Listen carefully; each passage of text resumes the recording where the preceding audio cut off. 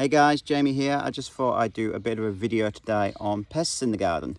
So across some of the social groups we're in, we're seeing lots of posts about particularly dahlias with lots of damage on their new shoots. Some people are saying, is it virus, is it herbicide damage? So whilst we're not going to talk about viruses particularly, or even herbicide damage, because it's not something I've experienced personally, what we are going to talk about is the insects which can cause very similar symptoms. And until you've actually ruled out all of those potential options, then I would be looking at whether it was virus and whether I decide to destroy the plant or live with it. That's choices you have to make as a grower. So before we head in, just look at these amazing grey poppies. They've almost finished, but their pastel shades of grey are just amazing. So I'm hoping to get lots of seed off these this year, so I can sell some in panics for you. So usually when we think about pests in our garden, we think of the common ones. We think about our snails and our slugs, probably because we can see them. But then we also need to turn our mind to the things we can't see. So predominantly for our young plants, particularly like tomatoes, angel trumpets, dahlias, they all get attacked by mites. And mites live year-round in our soils and environments, and they can overwinter. Particularly in Australia, we've been having some very warm springs and a lot of rain, so the humidity brings them along, and that's perfect breeding environment for spider mites, which is one of the issues why in a greenhouse environment they have such a big issue with them. Now, some of the issues with mites is that they are microscopic. So some of them you can just see with your naked eye, which is predominantly your spider mites, and if you've seen them before, they have a very fine webbing on the plant. You'll see little little red dots of moving insects, and they can emaciate your whole plant to the point of death in a short period of time. Now, the secondary mite below that is what we call a two-spotted mite, and you do need a magnifying glass to look at them. And I'll show you the one I use most of the time, which just came off eBay, nice and cheap, and it clips on my phone. So you can actually take videos and recordings if you're a geek like me and like that kind of stuff. But when you're looking at them, they're literally called a two-spotted mite because they quite evidently have two spots. And then beneath that, and I haven't been able to record them yet because you need something like 45 times magnifying glass, and I've just ordered a manual one so we can have a look to see if my theory on this is right, is called a broad mite. And predominantly what I believe is happening in our gardens is that in spring, when the first flash of growth comes up, which is the perfect time, all these insects love fresh, healthy new growth. So naturally, if you've got a weaker plant, it's stressed out for whatever particular reason, that's what the insects are going to go to first. They're going to take hold, breed up there, and that plant will suffer. And obviously, once they've got that foundation, they can then move throughout the garden, carried by the wind, carried by other insects, because mites are that small, they'll jump on the back and go for a free ride. So my theory of what's happening in our gardens is that with the first flash of spring and the new shoots coming through, is that kicks off the broad mites, which, as I said, they need 45% times magnification for us to be able to see them. So we can't see them even when we are checking in the gardens. They're taking hold, and then within a few weeks, the two-spotted mites followed by the spider mites move in, and then that's usually when we actually start seeing the issues ourselves. And by that point, we've already got a really big population of mite damage, plus the other insects which are around as well. And I just had to stop for a second because I'm here in the sunflower patch, and we've just seen our first sunflower of the season. And you'll also see all this like sawdust stuff around, which is part of our insect management plan. So I'll talk to you about that shortly. So now we've got the mites in the garden. What you'll also see around this time, and I've been seeing it on my sunflowers predominantly, is what's called whitefly. So usually you'll see them if you touch a leaf, move a leaf, especially when you're hosing at night time or first thing in the morning. All these little white insect kind of things will take off and fly around your garden. So again, not only do we see the whitefly when we're watering particularly, because they lift off the plants, but obviously they're in the plants, they're feeding on the sap within the cells. And also that they're laying their eggs, and if they're larvae, which again are even smaller, so we usually can't see them, they're also feeding on the plant. So already we're creating this environment where the plant's under stress. Another sign that you've got an insect problem as such, is your ladybirds. So if we look here across our sunflowers at the moment, we can see nearly in every single plant almost a plague of lady beetles, which is amazing because obviously that's nature taking care of nature. So whilst we all know that ladybugs love a good aphid, and they'll eat about 12 aphids in a day, they also live on mites. So while in the absence of an aphid, they'll come along and they'll go through all the sunflowers, for example, eating up the larva of the mites. So that's what I think I'm seeing at the moment, is that we have some kind of a mite issue in here. As I said, probably the broad mites. And they're coming through, they're clearing up as best they can, which is awesome. Insect damage in the garden is caused by what we call thrips. Now, thrips are tiny little insects, but predominantly the adults, they love our flower blooms. So as the flowers are just starting to open, so I'm not too far away for this sunflower, once they're in bloom, you'll start to see little things, like little brown flecks throughout the flower, which obviously if you're doing cut flowers, you're doing arrangements, they're not desirable. But that's the damage caused by the thrips sucking on their petals. So again, that's another issue we have to deal with, and something else we're against with nature. Well, then wasn't enough, then we come to night time, and that's when the earwigs come out. Now the earwigs, I know they're disgusting and we don't like them because probably just how they look, and they've got their little pinches on the back and they're stuff of nightmares. But actually, they're actually a good bug in the garden because they do a lot of work clearing up decaying matter. They have different other insects. However, if they get to plague populations, they also like eating fresh new growth and shoots, which is obviously what we don't want for our protected crops. So there is ways to manage them and reduce their numbers in a eco-friendly way, and I'll teach you about how we do that as well. But the best way to see if you've got the earwig problem is you come out at night with a torch and you shine it through your plants, and you'll see them all up in the top of the canopies, like up here in this sunflower. They'll be in there having a good little feast, and they'll start to leave little holes on the plants too. So I can't see if you see this one, but here was an earwig I found last night. It's had a good little munch here. Obviously, we've also got caterpillars, so you'll see this time of year the skies are just full with white cabbage butterflies, which unfortunately are a bit of a pest problem, as much as we all love butterflies. And they'll leave their eggs everywhere, the little green caterpillars come out, and of course they love eating fresh plants. Now, how much you want to intervene, it depends on personal circumstances. So here in our garden, we do like to think that nature takes care of nature. That takes a couple of years to set up in a way. Like, we need to establish our numbers, make sure that our pests aren't getting too ahead of themselves while the good bugs are still trying to catch up. So you need to get that equilibrium, and your garden will become that over time. Obviously, if you're doing a commercial garden where we're taking plants in and out all the time too, that increases our issues, because we're not creating that microclimate as such within our own garden like we do on the other side of the farm. Scared you out too much by all this talk about insects and bugs and creepy crawlies. What can we do about them? So let's start with the obvious. So our snails and our slugs, they like moist environments. They're most commonly seen first thing in the morning or late at night, particularly after rain. So if you've got an area where it's damp, dark and moist, that's where they're going to be hiding. Flower pots, in all the shrubs, the long grasses, etc. So if you go out on an evening with a bucket of water, pair of gloves, pick them up, or even just squish them, that's your number one best preventive way of killing hundreds, if not more, in a couple of evenings. The alternative is, if you're not keen to do that, is you can go and buy the pellets. Now, there's a couple of different options around on the market. Some are good, some are not too bad. We use them where we have to, because we're a commercial business. The warning always says in them about children and pets. What we've always worked on the basis of is that we've got 3 dogs, we've got 2 cats, we've never had an issue in our lives, touch wood. But we use them sparingly. So if you go around in your garden and create a big pile of these pellets, of course to an animal or something, they're going to come along and go, ooh, this looks like a free meal.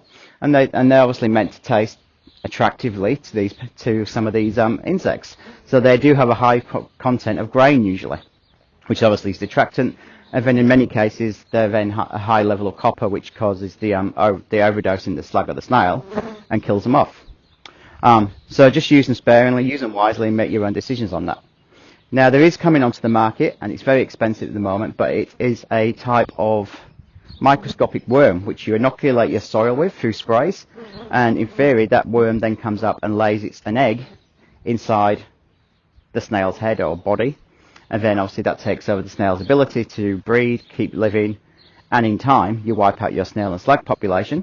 So it sounds really interesting, and I am looking more into it, and I've got a girlfriend who's just bought some and tried it this year, so we'll see how it works in her garden, so I'll be interested to learn more. Talk about the earwigs. So those creepy crawly things, the little pinchers. Anyway, what we can do to attract them and trap them in a way is that you create a little container. So you want a plastic container which you can bury. You might have heard of the beer traps for slugs and snails. Again, they work. But similar again, we're going to create this with a cup of vegetable oil. Now in that we're going to add a quarter of a cup of soy sauce. So the soy sauce has got that really salty, yeasty kind of concoction to it, and that's what attracts them in. The oil then covers their body. They either suffocate because they can't breathe, or they get trapped in there and they can't climb up the sides because they're all slippery. So you'll be amazed how many you can catch in one night. Now, what I do say with that is, again, take out the torch, go have a look through your plants and see how big of an issue they are, because they are a good bug. We just don't want too many of them in the garden, and they will nibble all those new shoots. Now, a word back on the snails and the slugs, particularly around your dahlias. So you've got to think about, if you take off the first shoot of a dahlia, it actually sends up more. So if you get really worried that your slug or your snails come along and is eating that first flush, it's really annoying, because you're like, I've just been nurturing these little babies and now they're gone. Don't panic, because a lot more shoots will come up. And like we've talked before about pinching our dahlias, which means we take out the top, which forms a bushier plant because all the side laterals then kick in. The slugs and snails are doing that for you, so just be mindful. If that's happened in your garden, you probably don't need to go and do that again. Favourite subject, the mites. I don't know. I first discovered what mites were probably about 2.5 years ago. And that's when I bought my first magnifying glass. And if you're not into creepy crawlies, well, I won't say I'm really into creepy crawlies, that seems weird, but I never discovered like the micro universe we have literally just sitting under 1 centimetre of a leaf. Now, on that note, I'm just going to go and get my magnifying glass and show you what I've got, because I think some of you might want to go and buy one. This is the little device I bought from Amazon or eBay. They're both selling in both places, and it's about $40, if that. USB chargeable, and when you turn it on, it kind of has a little light, and you can have 3 different light sensors depending on what you're playing with, and it clips on your phone. Now, it can be a bit tricky to set it up the first time, particularly on the smartphones, because they have 3 or 4 cameras and they try and autofocus and switch around. But in your settings, once you've started playing with it, you will find on your phone that you can lock to 1 camera, and once you've figured out which camera it's trying to use, you can position it over it. And then on your piece of white paper, scatter your leaf or whatever you want to look at, and you place it down. I found the best way is actually using videos, because the camera tries to focus less, and once you're on a video, then you can just edit out what you don't want later. Now, so these are really good, and I said that's what I use for tracking my spider mites and my 2-spotted mites and seeing those early signs of pests. So if you have got mites, how do we treat them? So if you go to Bunnings and you want to use chemical sprays, a really good one is Rose Shield and Wettable Sulfur. Now with that, I say you need to use both and alternate them, because unfortunately mites breed that quickly, and over the years, like lots of our insects, they've actually learnt to adapt and not be affected by those insecticides anymore, which obviously causes a bigger issue systemically across the world as well. But anyway, it makes it harder for us to deal with those pests. I mean, you've got to think about, mites are breeding constantly. Like aphids. Aphids are born pregnant, so you're already behind like any scale of what you can imagine. Our broad mites, for example, only lay male eggs as a female. They don't need to breed. They just actually somehow they make male babies, and that's when they get the male babies, they start breeding the female babies, eggs, larvae. You know what I mean. So once we start having these problems in our garden, they can be really hard to get on top of. Now, against sprays as such, I don't like sprays. We try and do everything in a regenerative way. So there's a company in Toowoomba called Bugs for Bags. Some of you may have heard about them. I've talked about them before. So for our mites as such, what we do is that we buy predatory mites or predatory insects. So if you think about them again, your lady beetles, we class them as a good bug because they take care of our nasties, so our aphids and our mites predominantly. So whatever your pest you've got in your garden, there's usually a natural correction, if that's the right word, to the problem. So Bugs for Bags, as I said, they're here. You can look them online. So recently we were talking about we had our whitefly. So the first thing we did when we saw our whitefly was we bought Montdoronius, which is not how you pronounce it, but that's how you're getting it. The Yorkshire image just says it as it is. So they're a predatory mite, which is the control of thrips and whitefly. So they do 2 things for me. And also, their secondary option, I guess, because that's what they like to live on. So like me, I like KFC and McDonald's. If I can't have that, then I have to go and have baked beans and toast. So after the suppression of the thrips and the whitefly, they will also live on my broad mites, russet mites, and spider mites. And the russet mite is similar to a 2-spotted mite, but if they eat mites, they predominantly eat all of them. They have a really rapid growth population, so once you release them, they actually breed faster than some of our bad mites, which is good because they can get on top of the issue quicker.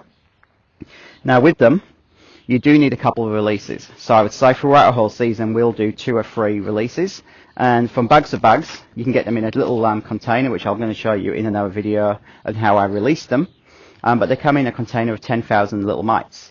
which is quite a lot. And I always recommend you release them either first thing in the morning, but I choose to do it on an evening because then they've got all night to disperse themselves throughout the canopy. Obviously we're scattering them on top of our plants, but they probably actually want to be underneath the leaf because that's where the mites are living. So you've got that then 8 to 12 hour window without the sunlight coming along for them to establish themselves, get themselves in. Obviously overnight we're not usually watering, so they can become accustomed to their new environment as such, like any animal, and that's when we're watering. So for the next time we're watering as well, we try and water at the soil level, not the canopy, just so we don't risk washing any of them away.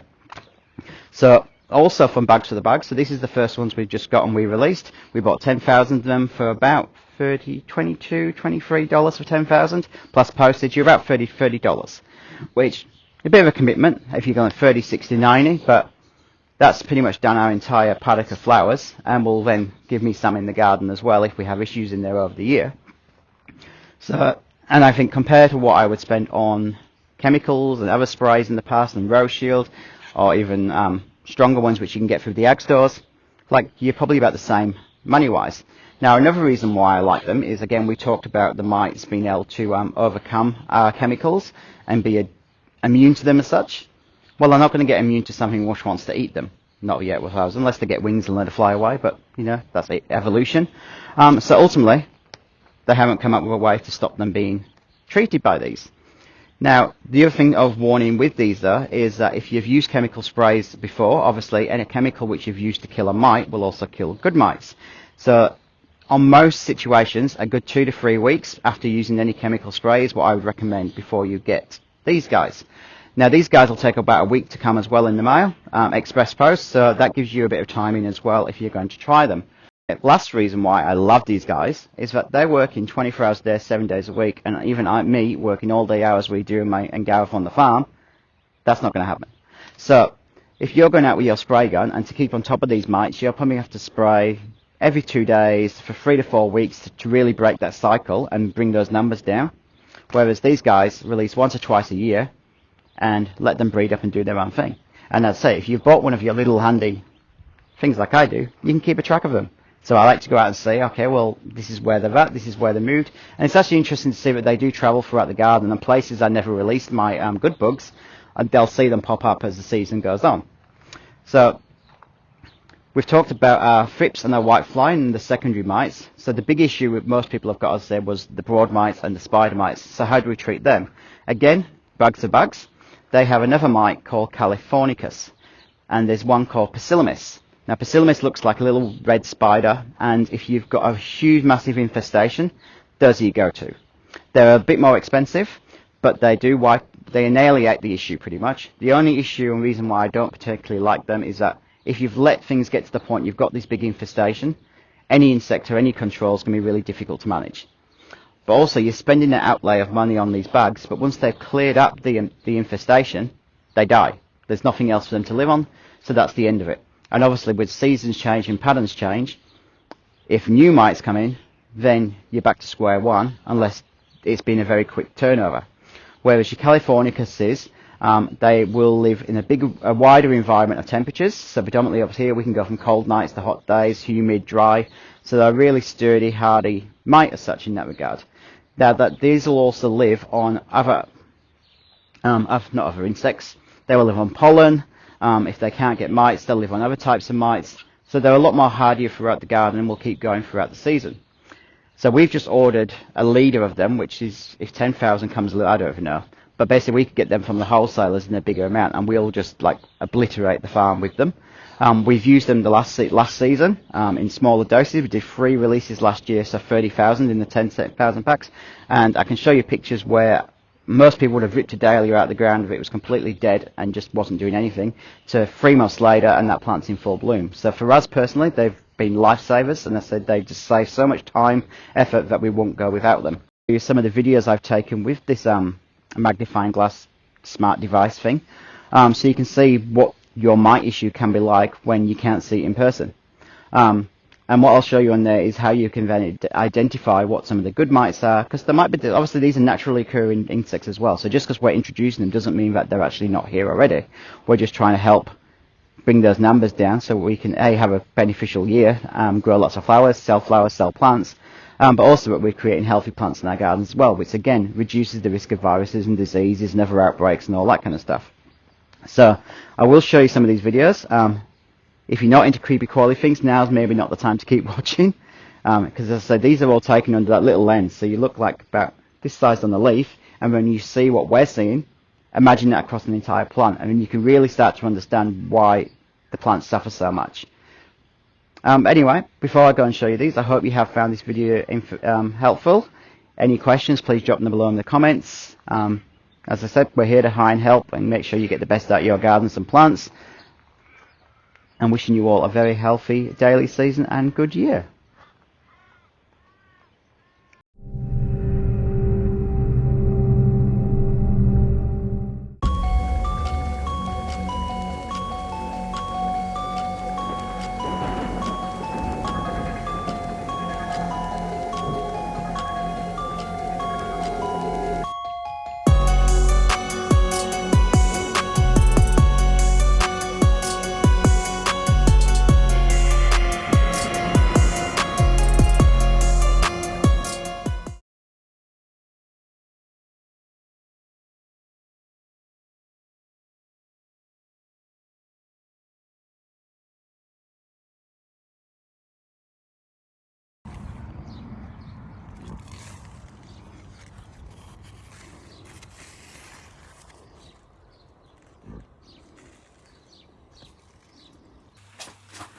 Thanks for watching our video, guys. Don't forget to hit the like, subscribe and the alert button if you want to stay tuned for what's coming up next. Have a great day.